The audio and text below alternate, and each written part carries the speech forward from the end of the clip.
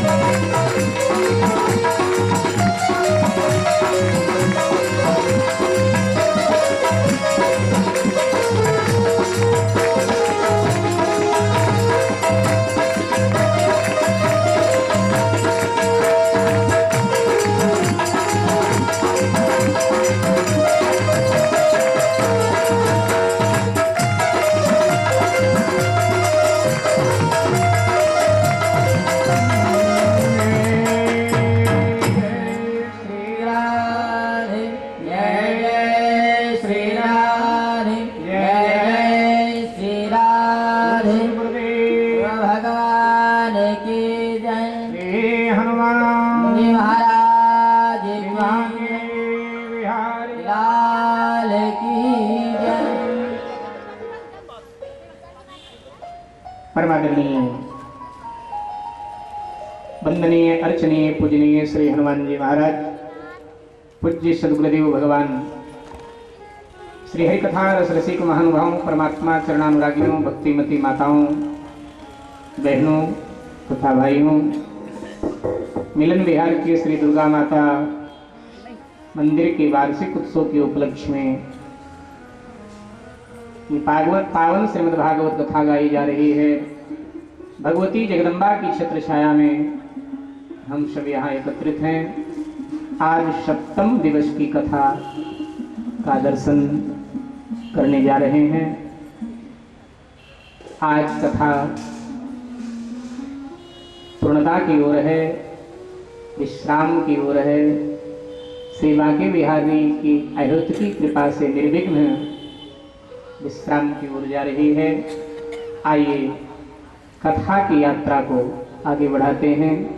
रुक्मिणी कृष्ण का मांगलिक विवाह संपन्न हुआ और आप सबने बड़े हर्षोल्लास से इस उत्सव को मनाया।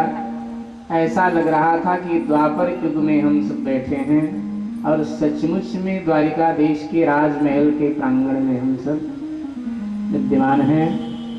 ऐसा प्रतीत हो रहा था, ऐसा अनुभव हो रहा था। आप सभी धन्यवाद के पात्र हैं। तत्पश्चात भगवान ने और अनेकानेक विवाह, ये भगवान श्री कृष्ण की जो कथा है इसके कतिपय प्रसंग जो हैं उन पर बड़ी चर्चाएं होती, जैसे माखन चोरी लीला है, रास लीला है, तरह तरह की बातें आती हैं सुनने में।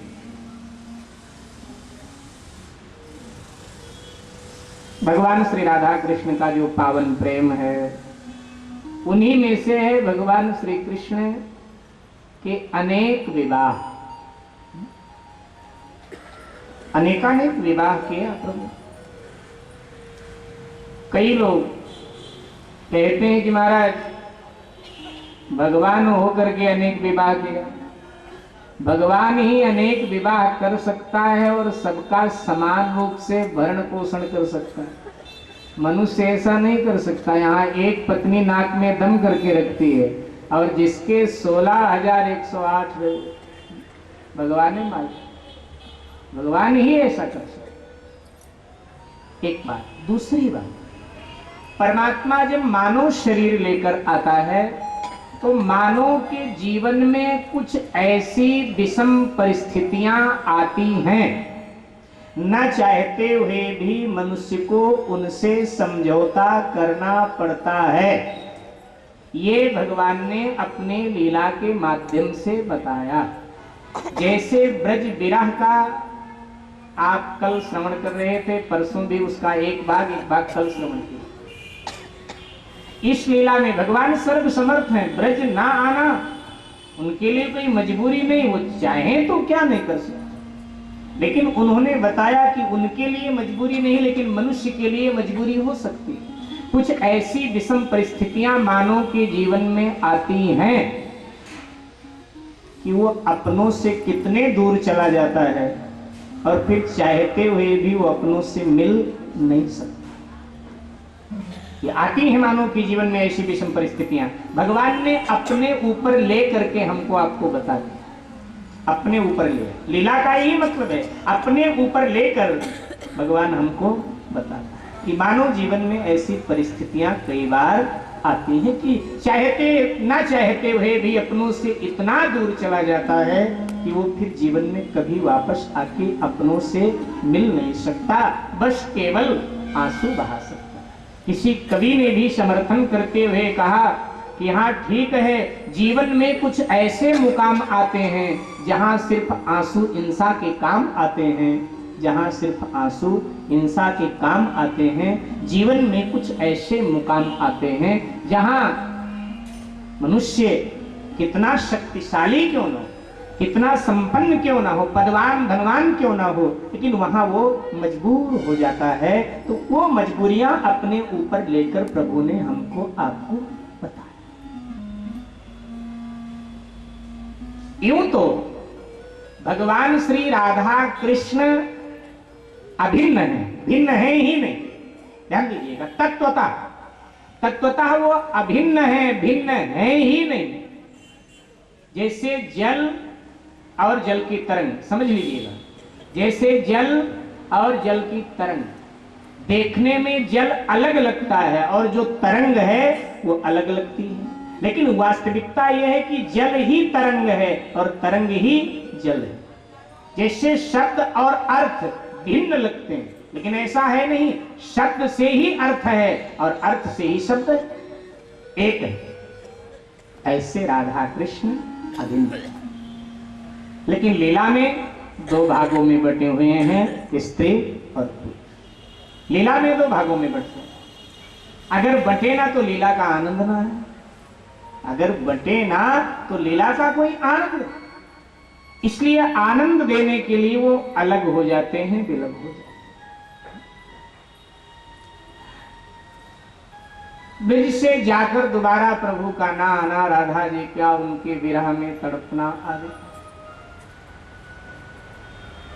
इसके पीछे एक कारण था और उस कारण को लेकर भी भगवान बताना चाहते हैं कि निश्चित रूप से अपना किया हुआ कर्म सबको भोगना पड़ता है, मुझे भी भोगना पड़ता है। इसलिए कर्म करते समय व्यक्ति सावधान रहे। गीता में भी भगवान कृष्ण ने अर्जुन से कहा कर्म करते समय थोड़ा सावधान रहना चाहिए, विचार करके करना चाहिए। तो ये इस लीला के माध्यम से ये भी प्रभु ने बताया। राधा जी को श्राप है, राधा जी को श्राप था श्रीदामा नाम के भगवान के पार्षद का, कि आपको भगवान श्री कृष्ण का 100 वर्षों का वियोग होगा।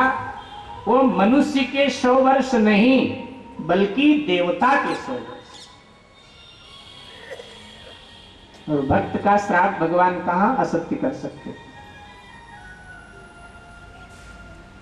कारण ये था श्री राधा जी का मान, और मान बुरा होता है, चाहे राधा जी करे चाहे हम। मान तो बुरा होता है। कई बार राधा जी मान कर जाती थी।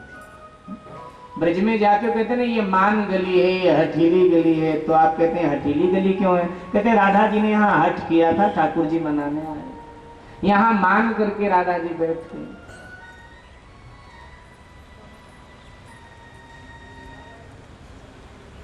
तुलसी नाम की एक गोपी है, तुलसी नाम की गोपी।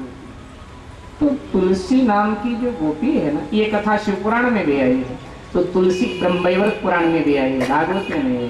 तो तुलसी नाम की जो गोपी है ना, वो राधा जी की अनुपस्थिति में प्रभु सेवा कर रही थी, चरण सेवा।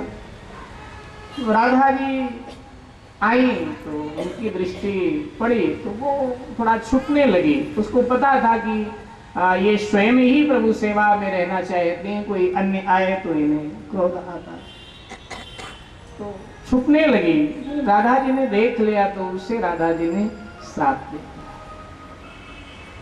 मानवी हो जाने का श्राप दिया, मानव लोक में मनुष्य बन आदि आदि श्राप। झगड़ने लगी राधा जी के साथ, झगड़ने लगी तो श्री रामा आ गया, वो बीच बचाव करने लगा। तो उसने कहा कि गलती राधा जी की, भगवान लीला देख रहे। श्री रामा जब बीच बचाव करने लगा तो राधा जी इतनी क्रोध में थी कि श्री रामा को भी श्राप दे दिया कि दैत्य हो जा, तू राक्षस हो जा, तू बीच में क्यों आया, हम जानती ये जानती तू दैत्य हो जा। तो जब उसे श्राप दे दिया तो वो भी नहीं रुक पाया। उसने कहा कि तुम यही चाहती हो कि बस भगवान की सेवा मुझे मिलती रहे, मेरा ही भगवान पर अधिकार है, लेकिन भगवान पर सभी भक्तों का अधिकार है। मैं भी श्राप दे रहा हूं, तुम्हें 100 वर्षों का वियोग हो जाए, वो भी देवताओं का 100 वर्ष। फलता वही श्रीरामा शंखचूड़ नाम का राक्षस होता है, और तुलसी धर्मध्वज की कन्या होती है। फिर बड़ी लंबी कथा है, उनका विवाह आपस में होता है। ब्रह्मा जी फिर उसको कहते हैं भगवान शिव तेरा उद्धार करेंगे। और फिर वो शिव जी के द्वारा युद्ध में शंखचूड़ मारा जाता है और फिर भगवान का पार्षद वो बन जाता है। आदि आदि ऐसी कथा है। तो राधा जी को ये श्राप मिला था, तुम्हें 100 वर्षों का वियोग होगा। फलता राधा जी को वियोग होगा। कहते हैं कि राधा जी कहीं नहीं, राधा जी ब्रज में निवास कर रहे, इसीलिए ब्रज में कृष्ण का नाम तुम राधे जी का राधे राधे, ब्रज वाले राधे राधे बोलते हैं। जय श्री कृष्ण हम भले बोले, राधे राधे। जो वहां के मूल निवासी कई बार कहते हैं कृष्ण तो हमको छोड़कर चला गया, लेकिन हमारी मां ने हमको हृदय से लगा के रखा, वो हमको छोड़ करके नहीं गई। और एक बात और आपको बताते चले, ये प्रमाणित है। कोई आपसे कहेगा कथाकार ने ऐसे नहीं, आप कहना कि ये प्रमाण है, और प्रमाण है ब्रह्म वैवर्त पुराण। ये प्रमाण है, ग्रंथ का नाम है, जो हमारे 18 महापुराण हैं उनमें एक पुराण है ब्रह्म वैवर्त पुराण। राधा जी का चरित्र पढ़ना है तो ब्रह्म वैवर्त पुराण पढ़िए, अथवा तो गर्ग संहिता पढ़िए। ध्यान दीजिए, गीता प्रेस से मिलती हैं ये पुस्तकें। और एक निवेदन और करूं, हिंदू धर्म का कोई ग्रंथ ले, गीता प्रेस से ले, वो प्रमाणित होता है। बाकी तो आजकल अंतरराष्ट्रीय स्तर पे षड्यंत्र चल रहा है, ग्रंथों में भी मिलावट, उलूल जलूल बातें डाल दी जाती है कि हिंदू लोगों की श्रद्धा अपने धर्म अपने ग्रंथ से हटे। एक मैं शिव पुराण एक दिन देख रहा था, किसी ने दिया था, किसी अन्य प्रेस का, उसको पढ़ने के बाद में तुम्हारे दांत खट्टे हो गए कि बाप रे, धर्म ग्रंथ में ऐसी बात है। गीता प्रेस को प्रमाणित। तो ब्रह्म वैवर्त पुराण। कई लोग एक और आक्षेप करते हैं, कहते हैं कि जी रुक्मणी प्रथम पत्नी है, वो नहीं पूजी गई कृष्ण के साथ, राधा पूजी। तो आपको क्या ऐतराज है? कहते हैं कि राधा जी तो प्रेयसी हैं, भगवान की प्रेमिका है, वो प्रेमिका कभी पूजी जाती है?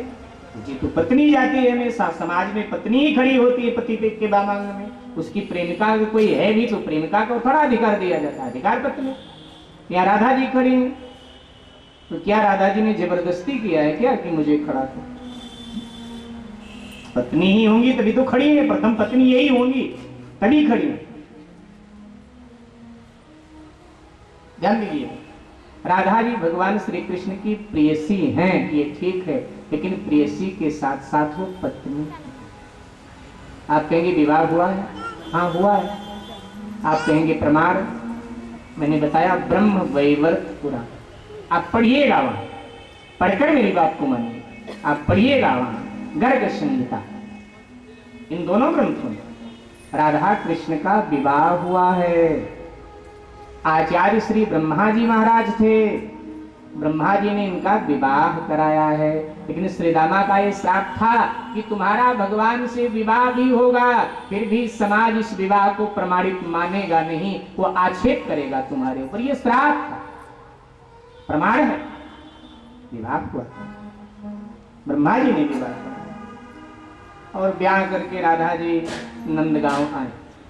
बड़ा मधुर प्रसंग है, भागवत में नहीं है, भाई साहब ने पूछा था, मैं बताता चलूं। तो राधा जी ब्याह करके नंदगांव आए।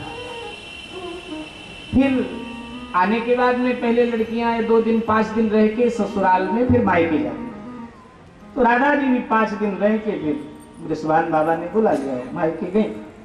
तो पूछते हैं ना माँ बाप की, भाई तेरी सासू कैसी है, ससुर कैसा है, पति कैसा, पूछते सब अनुभव। तो बैठे थे बृषभान जी, कीर्ति जी, तो पूछा कि बेटी सासू कैसी है तेरी? राधा जी ने कहा पूछो मत, लगता ही नहीं सासू तो माँ लगती, माँ गई।